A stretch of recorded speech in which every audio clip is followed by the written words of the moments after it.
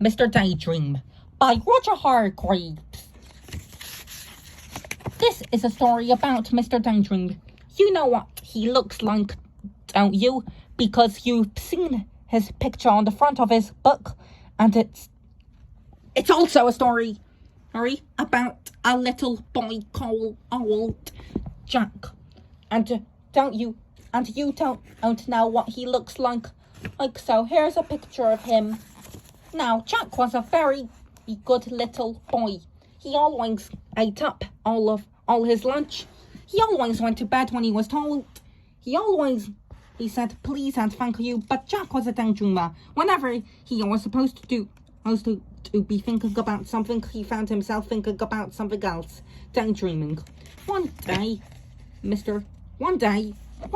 Jack was at school. He was sitting at his desk, listening to the teacher talking about history. It was a very warm day, and Jack was glad he was sitting at the back of the classroom next to the open window. Suddenly, out of the corner of his eye, Jack saw something outside the window, on the grass in front of him, in front of the school. Something blue. It was a small cloud-shaped figure. Jack couldn't believe his eyes. The figure looked at Jack, looking at him, smiled and winked. Jack looked at his teacher, who was still talking. Then he got up quietly, ever so quietly, and slipped out of the open window. He crossed the grass to the strange-looking cloud-shaped figure. "Hello," he said. "Who are you?" "I'm Mr. Daydream," said the figure. "What's your name?" "Jack," said Jack. "I'm going off on an adventure," said Mr. Daydream to Jack. "Would you like to come with me?" "Oh, yes, please," replied Jack. "Very well, then," said Mr. Daydream, and putting two fingers in his mouth, he let out the loudest whistle Jack had ever heard in his whole life. A huge bird swooped down out of the sky and landed beside Jack and Mr. Daydream. "Come on," said Mr. Daydream to Jack, and climbed onto the bird's back. Jack climbed onto. It was a really enormous bird, and there was a plenty of room for both of them. "Hold on," said Mr. Daydream. Jack held on. The huge bird flapped its huge wings, and suddenly they were hung up in the air. They flew fast and fast over the countryside.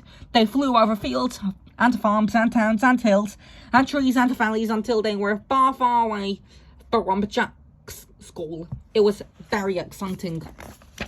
Mr. Daydream turned to Jack. "How would you like to go to Africa? He shouted. They were traveling so fast now. Jack just nodded his head and held on even tighter. And they flew across the sea. Suddenly it seemed in no time at all that there below them was Africa. The bird landed in the jungle clearing, and Jack and Mr. Daydream climbed off the bird's back. It was very hot. "Come on," said Mr. Daydream.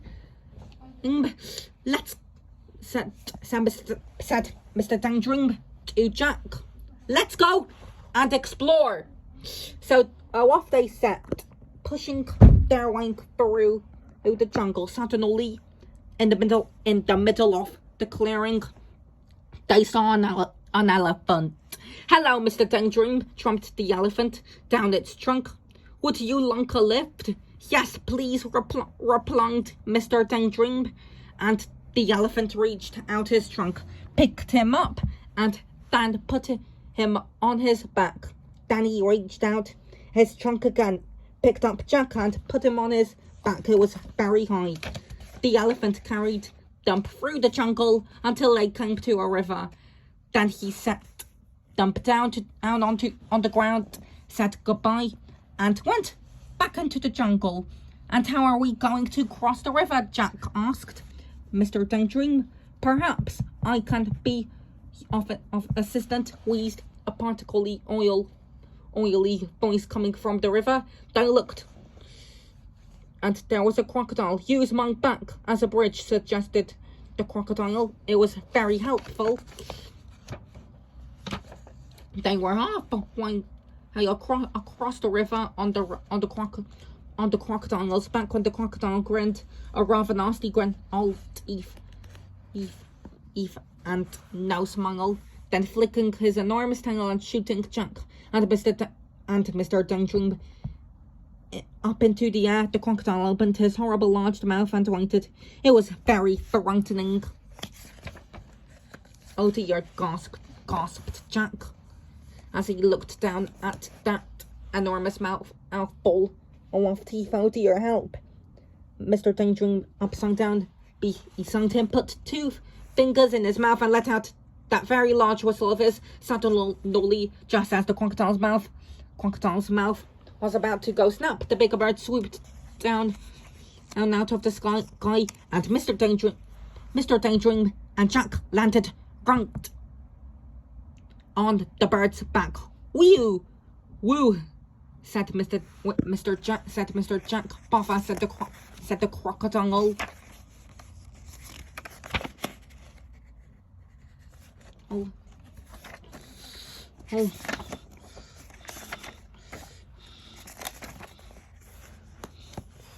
Well, I promised you an adventure, didn't I? Grinned Mr. Daydream. You certainly did, said Jack. And now, said Mr. Daydream, I think we will go to Australia.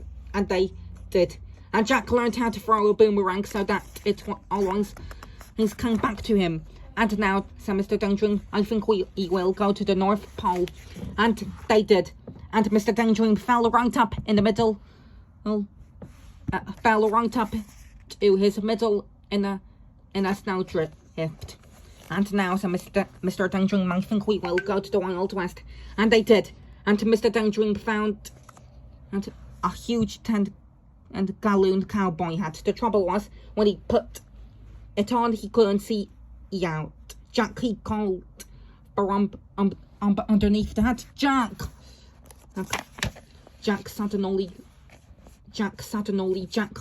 realized that it wasn't Mr. Daydream saying, because now it was his teacher, and Jack wasn't in the Wild West. He was sitting at his school desk.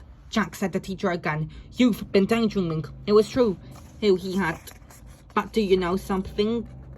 Daydreaming is more fun than history. The narration was by me, Tails. Actually, also known as Miles Tails Power GG. Woohoo!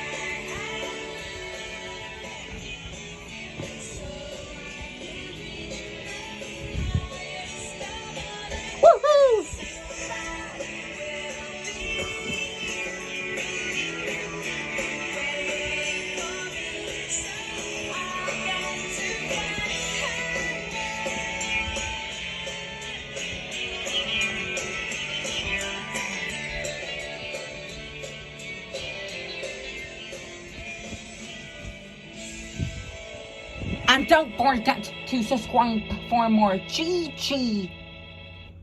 And don't forget, subscribe, like I said, for even more AI narrations.